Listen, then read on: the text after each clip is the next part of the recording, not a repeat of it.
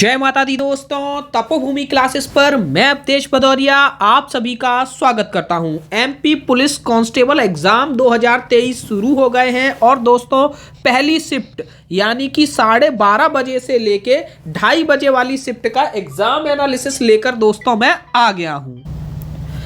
आज इस शिफ्ट में हमें जो प्रश्न भेजे हैं वो राम वर्मा जी जो कि सीहोर से हैं और शुभम लोधी जी जो कि नरसिंहपुर से हैं, इन्होंने प्रश्न भेजे हैं। आप दोनों लोगों को बहुत बहुत धन्यवाद। सबसे पहले तो दोस्तों मैं थोड़ा विश्लेषण करना चाहूँगा कि प्रश्न किस तरीके से पूछे गए, किस टॉपिक से कितने प्रश्न आए हैं।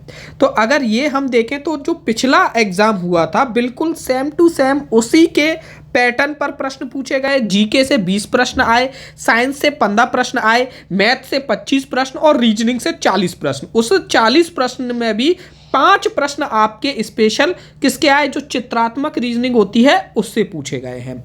और बिल्कुल ऐसा ही पैटर्न पिछले वर्ष भी था, तो वही पैटर्न फॉलो किया गया है। अभी बहुत से बच्चों को याद नहीं रहता तो वो बोलने लगते हैं कि साइंस के 7-8 ही क्वेश्चन आए, जीके के 25 आ गए या फिर रीजनिंग के 60 आ गए, इस तरीके से बोल भी देते हैं। तो उस पर आप ध्यान मत दीजिएगा, बाद में आपको यही पैटर्न दिखाई देगा, इतने ही प्रश्न दिखाई देंगे, ठीक है।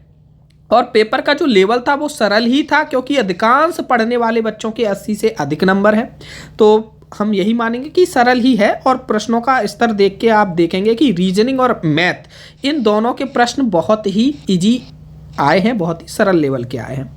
और अगर आप लोगों के पास प्रश्न हैं आज की शिफ्ट के मैथ रीजनिंग के एग्जैक्ट क्वेश्चन या फिर सेकेंड शिफ्ट के, तो आप इस नंबर पे 8839449109 पर अवश्य भेज दें, ठीक है। तो शुरुआत करते हैं जीके से। जीके के हमारे पास 17 प्रश्न हमको मिल गए हैं। पहला प्रश्न है हमारा, रुक्मणी देवी का संबंध किस नृत्य से है। नृत्य के ज़्यादा प्रश्न आज पूछे गए थे, तो रुक्मणी देवी भरतनाट्यम नृत्य से संबंध रखती हैं। श्वेत क्रांति के संबंध में एक प्रश्न आया था कि किस से संबंधित है, तो ये दुग्ध उद्योग से संबंधित है। जितनी भी क्रांतियां हैं, श्वेत क्रांति हो चाहे पीली क्रांति हो, कोई भी क्रांति हो, सारी क्रांतियां आप पढ़ लीजिए और कमेंट में हमें ये भी बताइए कि श्वेत क्रांति के जनक कौन थे।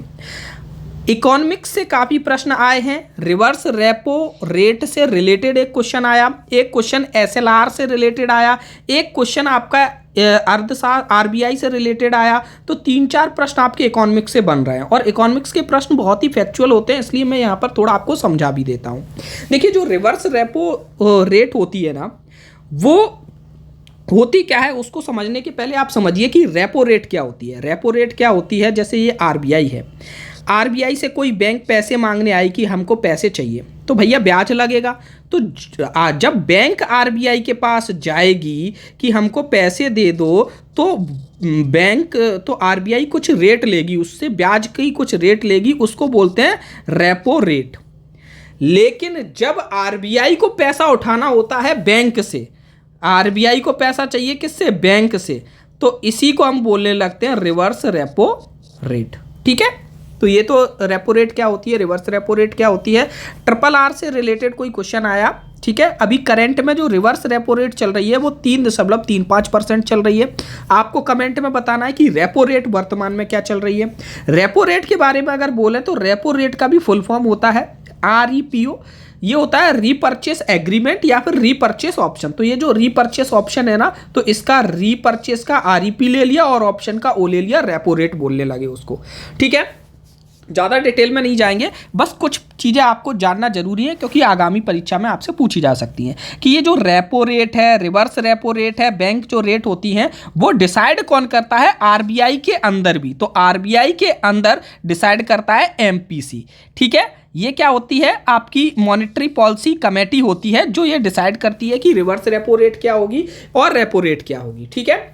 अब एक और यहाँ पर प्रश्न आया था जो कि एसएलआर से रिलेटेड था। एसएलआर क्या होता है, एसएलआर होता है सैचुरेटरी लिक्विडिटी रेशियो। 2 तरीके की रेशियो है, एक होता है सीआरआर, कैश रिजर्व रेशियो। ये आरबीआई कुछ रेशियो बनाती है बैंकों के लिए कि भाई आपको लिक्विड फंड जो है ना वो इस रेशियो में रखने ही रखने हैं, आपको जो कैश रिजर्व है ना वो इस रेशियो में रखना ही रखना है। अभी डिटेल में तो चर्चा नहीं कर रहे हैं, आपको बता देते हैं सिंपली कि जो एसएलआर है वर्तमान में 18% है और सीआरआर कितना है ये आपको कमेंट में बताना है, ताकि आप भी थोड़ा इस बारे में पढ़ लेंगे तो आपको भविष्य की जो आपकी परीक्षा होंगी उसमें फायदा भी मिल जाएगा, ठीक है। पांचवा प्रश्न है आपका, वंदे मातरम के संपादक कौन है? तो वंदे मातरम के संपादक श्री अरविंद घोष थे। 6 अगस्त 1906 से ये शुरू हुआ था ये पत्र का, ठीक है। और जो शुरू करवाई थी वो ये 3 लोग इसमें प्रमुख थे, सुबोध चंद्र मलिक, देशबंधु चित्तरंजन दास और विपिन चंद्र पाल। फिर उन लोगों ने अरविंद घोष जी को पकड़ा, कहा कि आप इसका संपादन कीजिए। अगला प्रश्न, सत्रिया नृत्य किस राज्य से संबंधित है? तो ये असम से संबंधित है। साल 2000 में ही इसको हमारे 8 शास्त्रीय नृत्यों में शामिल किया गया, ठीक है। एक प्रश्न ऐसा पूछा गया था कि निम्न में से कौन सा नृत्य मध्य प्रदेश से संबंधित नहीं थे? 4 ऑप्शन दिए गए होंगे। राउप नृत्य के बारे में पूछा गया कि राउप नृत्य किससे संबंधित है? तो जम्मू कश्मीर से। और कुचिपुड़ी नृत्य किससे संबंधित है? तो आंध्र प्रदेश से। तो आज अगर आप देखोगे कि जीके के 20 प्रश्नों में 5 प्रश्न आपके किससे थे? नृत्य से संबंधित पूछे गए। एक आरबीआई से रिलेटेड क्वेश्चन था, बच्चों को वो क्वेश्चन याद नहीं रहा, लेकिन ऑप्शन कुछ ऐसे थे, फर्स्ट, सेकंड, थर्ड, फोर्थ, इस तरीके के। एक प्रश्न आया था कि निम्न में से कौन सी घटना गुप्त काल में नहीं हुई? अब वो चारों ऑप्शन याद नहीं है, एक ऑप्शन उसमें ये था कि रामचरितमानस लिखी गई। तो आपको पता होना चाहिए गुप्त काल और बाकी कालों का पीरियड क्या था, तो उस हिसाब से रिलेट करके बता सकते थे। अगला प्रश्न है आपका, सिंधु घाटी सभ्यता का संबंध किस सभ्यता से नहीं था? तो यहाँ पर ये चारों ऑप्शन याद है, चीनी सभ्यता, मेसोपोटामिया, मिस्र और फारस। तो चीनी सभ्यता से नहीं था, ठीक है। क्यों नहीं था? क्योंकि ये इसके समकालीन नहीं थी। जब सिंधु घाटी सभ्यता थी उस समय चीनी सभ्यता विकसित नहीं हुई थी। मेसोपोटामिया, मिस्र और फारस सभ्यताएं उस समय थी, इसलिए संबंध नहीं था। ऐसा नहीं सोचना कि चीन तो बगल में ही था, उससे तो संबंध होना ही चाहिए, ठीक है। अगला था, इनमें से कौन सी मोहर या मुद्रा सिंधु घाटी सभ्यता की नहीं है? यानी कि जो मोहरें मिली थी ना, उनमें कौन सी आकृति नहीं है? तो ये 3 ऑप्शन तो हमको मिल गए। चौथा ऑप्शन क्या था? ये नहीं मिला। तो एक सिंगा यानी कि यूनिकॉर्न, इसकी मुद्राएं और पशुपति की मुद्राएं तो मिली हैं। गणेश, पार्वती, शंकर की मुद्राएं मिली हैं या नहीं मिली हैं, ये मुझे कंफर्म नहीं है, और इसको मैंने थोड़ा ज़्यादा सर्च भी नहीं किया। आप लोग कमेंट में बता दीजिएगा, ठीक है। एक प्रश्न आपका चोल वंश से संबंधित था, एक आपका ईस्ट इंडिया कंपनी से संबंधित था, एक 1857 की क्रांति से संबंधित था और राष्ट्रपति से संबंधित था। अब एक और बात बता दूं, राष्ट्रपति से संबंधित एक क्वेश्चन आ गया, ये मान के चलो ये टॉपिक ऐसा है कि ये 10 दिन तक आ सकता है। 10 क्वेश्चन राष्ट्रपति से संबंधित पूछे जा सकते हैं, 10 राज्यपाल से संबंधित पूछे जा सकते हैं कि भाई ये इनका वेतन कहाँ से मिलता है, इनकी नियुक्ति कौन से अनुच्छेद से होती है, इस तरीके से। तो वो सारा आप याद कर लेना, 10 मिनट की चर्चा है और कुछ नहीं है उसमें। अब आते हैं हम विज्ञान पर। विज्ञान के आपके 15 प्रश्न आए। अगर उसमें देखा जाए बायोलॉजी के प्रश्न अधिक थे, फिजिक्स के भी कुछ क्वेश्चन थे और केमिस्ट्री के भी थे, सभी के तीनों के थे प्रश्न। जल का पीएच मान पूछा गया था, सिंपल है, 7 होता है। अब आप क्या है, पीएच स्केल को थोड़ा समझ लीजिए और ये जान लीजिए कि कहाँ से कहाँ तक अम्लीय होता है, कहाँ से कहाँ तक क्षारीय होता है, और कुछ महत्वपूर्ण चीज़ें जो रोजमर्रा में उपयोग में आती हैं, ऐसी चीज़ों के पीएच मान भी याद कर लीजिए, ठीक है। अगला क्वेश्चन था C10 नंबर से रिलेटेड। अब चूंकि देखिए ये फर्स्ट टाइम आया है, C10 नंबर कभी व्यापक ने पूछा नहीं, ऑक्टेन नंबर, C10 नंबर, ठीक है। थोड़ा कठिन सब्जेक्ट है, इसलिए मतलब टॉपिक है, इस वजह से। तो जो C10 से रिलेटेड क्वेश्चन आया है, अब कैसा क्वेश्चन आया है ये नहीं पता। हो सकता है ये क्वेश्चन आया हो कि C10 नंबर किसको नापता है, उसकी किसकी माप है। तो यह क्या है, ज्वलन गुणवत्ता की माप है, यानी कि आपका जो क्या कहते हैं, ईंधन जो है, जो आपका फ्यूल है, वो कितना फास्ट उसमें इग्निशन हो सकता है, उससे रिलेटेड है। या ये मान के चलिए कि कोई भी ईंधन फ्यूल है कितनी जल्दी जलने लगता है, उससे रिलेटेड होता है C10 नंबर, ठीक है। और C10 नंबर जिस तरीके से डीजल से संबंधित होता है, वही ऑक्टेन नंबर गैसोलीन से उसी तरीके से संबंधित होता है, आप ऐसे भी समझ सकते हैं। अब इसमें क्या है ना, ऑक्टेन नंबर के बारे में भी आपको थोड़ी जानकारी होनी चाहिए, C10 नंबर के बारे में भी जानकारी होनी चाहिए। 15 मिनट का एक लेक्चर लगेगा, आपको सारी जानकारियाँ मिल जाएंगी, है ना। या आप NCERT में से पढ़ लेंगे तो भी आपको अच्छे से समझ में आ जाएगा। कुछ महत्वपूर्ण चीज़ें हैं जो पेपर में अब आगे पूछी जा सकती हैं, जैसे पेट्रोल का C10 नंबर पूछा जा सकता है। तो पेट्रोल का C10 नंबर 15 से 20 के बीच में होता है, और C10 नंबर और ऑक्टेन नंबर में एक संबंध होता है। तो ये फॉर्मूला मैंने लिख दिया, कभी कभी आपको C10 नंबर दे देंगे और ऑक्टेन नंबर पूछ लेंगे, तो ये फॉर्मूला याद कर लो, C10 number 60 minus octane number बटे 2। अब अगर कोई पूछे कि अगर पेट्रोल का C10 नंबर 20 है तो उसका वो 20 है तो उसका ऑक्टेन नंबर निकालो, तो हम तुरंत C10 नंबर की जगह 20 रखेंगे, यहाँ 60 रखेंगे, यहाँ ऑक्टेन नंबर ON रखेंगे, यहाँ बटे 2 रखेंगे, इसको उस तरफ ले जाएंगे तो -40 बराबर -ON बटे 2, माइनस से माइनस कट गया, 2 का 75 कर देंगे तो ON कितना आ जाएगा 80। अगर यहाँ पर ये 20 है तो ये 80 आ जाएगा। तो इस तरीके से भी प्रश्न आ सकते हैं। एक प्रश्न था निम्न में से किसमें तना, पत्ती और फल तीनों होते हैं। अब ऑप्शन होता तो समझ में आता। एक प्रश्न ऐसा था, कथन लिखा है, कारण लिखा है कि कवकों का पोषण दूसरों पर आश्रित होता है, यानी कि ये परपोषी होते हैं, और कारण लिखा है कि कवक स्वपोषी होते हैं।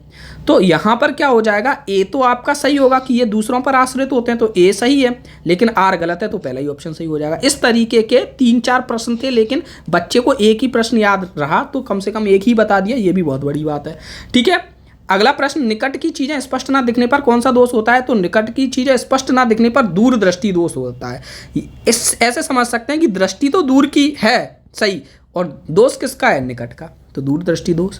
पानी से बर्फ का बनना किस प्रकार की अभिक्रिया है। तो देखिए ऑप्शन पे डिपेंड करता है कैसे प्रश्न पूछे गए। हो सकता है ऑप्शन में रासायनिक और भौतिक प्रक्रिया लिखी हो तो हम भौतिक लिख सकते हैं, ऊष्माक्षेपी या ऊष्माशोषी वो प्रक्रिया लिखी हो तो ऊष्माक्षेपी होगी। इस तरीके से हम यहाँ पर बता सकते हैं। तो ये प्रश्न हमको मिले थे। अभी हमारे पास मैथ और रीजनिंग के भी प्रश्न हैं, ठीक है, और लेकिन उतनी मात्रा में प्रश्न नहीं आ पाए जितनी मात्रा में होने चाहिए। तो कोई जल्दबाजी नहीं है हमें। आज की शिफ्ट के और आज की शाम की शिफ्ट, जो आपकी 4:30 से लेके 6:30 की जो शिफ्ट है, और जो 12:30 से लेके 2:30 तक की जो शिफ्ट है, इसकी कोई भी मैथ रीजनिंग के जो भी प्रश्न है, आप मुझे इस नंबर पे 8839449109 पर भेज सकते हैं। मैं आज रात भर बहुत अच्छे से बिल्कुल व्यवस्थित कर लूँगा, और कल सुबह में 9 बजे लाइव क्लास लूँगा। 9 बजे लाइव क्लास, जिसमें मैथ और रीजनिंग के क्वेश्चंस को मैं सॉल्व कराऊंगा, एग्जैक्ट क्वेश्चन जो आए हुए हैं। ठीक है, बहुत कठिन नहीं आ रहा है, सरल आ रहा है। अच्छे से मेहनत कीजिए, और ज़्यादा 3-4 घंटे एनालिसिस में मत लगाइए कि भाई किस एग्जाम सेंटर के बाहर बच्चे क्या बोल रहे हैं, क्या नहीं बोल रहे हैं। ठीक है, मैं कम समय में आपको ज़्यादा से ज़्यादा सारी सही चीज़ें कवर कराने का प्रयास करूँगा। नंबर मेरा नोट कर लीजिएगा, और चैनल को सब्सक्राइब जरूर कर लीजिएगा। अगर इसकी PDF चाहिए तो टेलीग्राम पर आ जाइएगा, वहाँ पर मिल जाएगी। धन्यवाद, जय माता दी।